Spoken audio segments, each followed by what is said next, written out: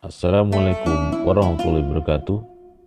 Kali ini kita mengunjungi Masjid Darussalam Gunung Gudel, Kabupaten Sukoharjo, sebuah masjid yang bernilai sejarah tinggi pada masa Perang Diponegoro dan agresi militer Belanda.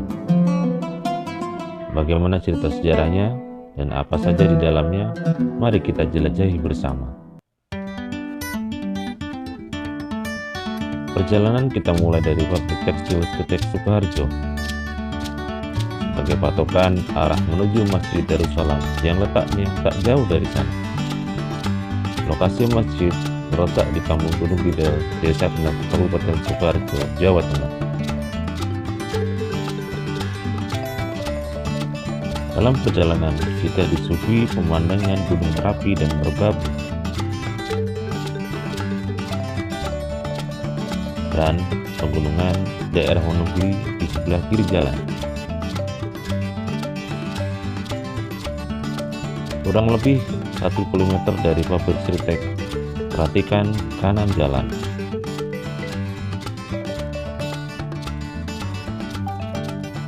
Tak lama, kita akan melihat sebuah gerbang berwarna hijau.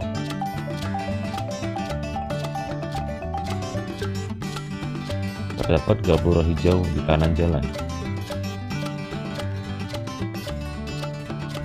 Gapura ini adalah jalan menuju Kampung Gunung Gudel, tempat di mana Masjid Darussalam berada.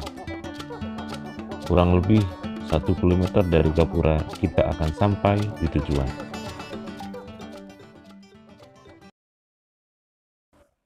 Alhamdulillah pemirsa yang budiman, kita telah sampai di Masjid Darussalam.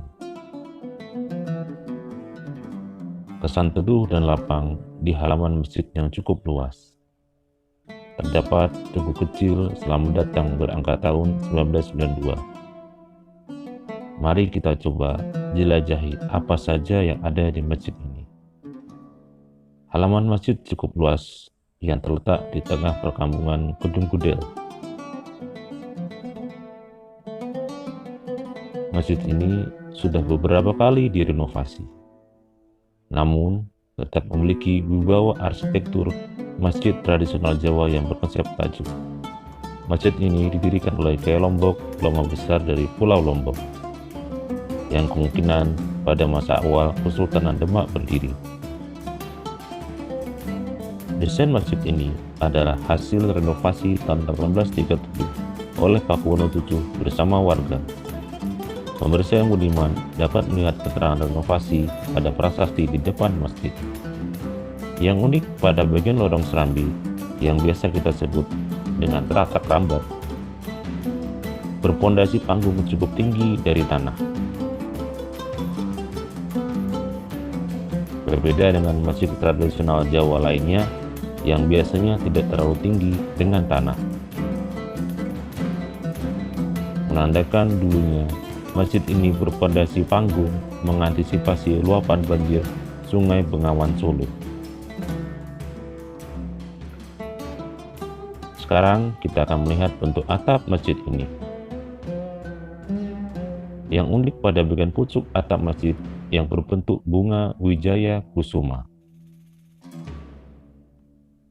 yang memiliki arti makna kemenangan dalam tradisi Jawa. Tampak tugu kaligrafi Allah tepat di depan area wudhu.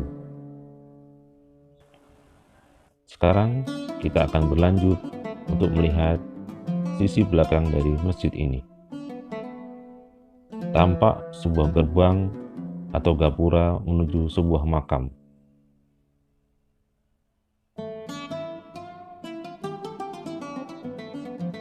Selain tempat makam Kyai Lombok sebagai pendiri masjid beserta pemakaman warga sekitar, dimakamkan pula para pengikut Laskar Pangeran Diponegoro yang berjuang di daerah ini di masa lampau.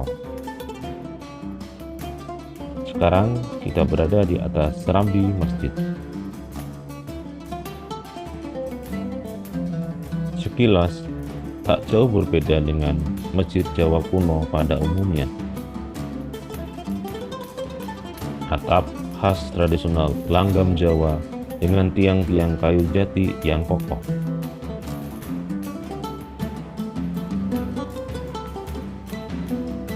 Masjid ini pernah menjadi tempat pertemuan rahasia dalam Perang Diponegoro, di mana Raja Surakarta Pakubuwono ke-6 bertemu secara rahasia dengan Pangeran Diponegoro. Di masjid ini, untuk menyusun strategi melawan Belanda dalam Perang Jawa 1825-1830. Salah satu buktinya adalah keberadaan sumur Kiai Pleret ini. Menurut riwayat, di sumur inilah Pakubuwono ke-6 memasukkan persenjataan dan uang sebagai bentuk dukungan kepada Laskar Diponegoro secara diam-diam. Pada masa agresi Belanda, masjid ini menjadi tempat persembunyian para gerilyawan. Menurut riwayat, masjid ini pernah dibombardir dalam agresi Belanda. Namun alhamdulillah tak mengalami kerusakan yang berarti. Sekarang kita akan melihat ke dalam masjid.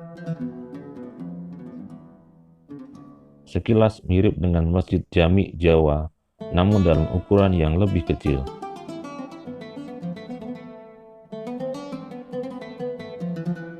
Atap diperkuat 4 tiang sokoguru dan tiang penyangga lainnya.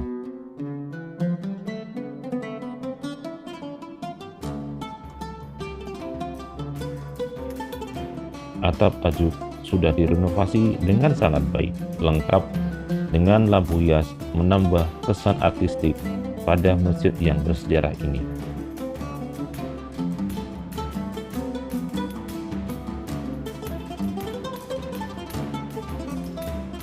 Kita akan melihat bagian mimbar dan mihrab.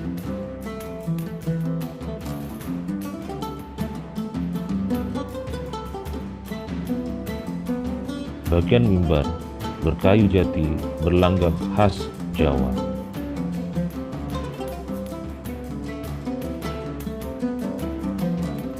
Masjid ini konon merupakan yang tertua di Kabupaten Sukoharjo. Masjid ini sebenarnya adalah masjid yang dikelola secara langsung oleh Keraton Kasunanan Surakarta, serta tentunya memiliki nilai sejarah yang kuat dalam Perang Diponegoro,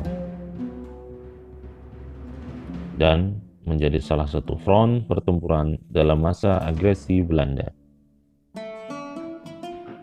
So, para pemirsa yang budiman, sempatkanlah berkunjung ke masjid bersejarah ini jika ada kesempatan bertandang ke daerah Solo atau Sukoharjo.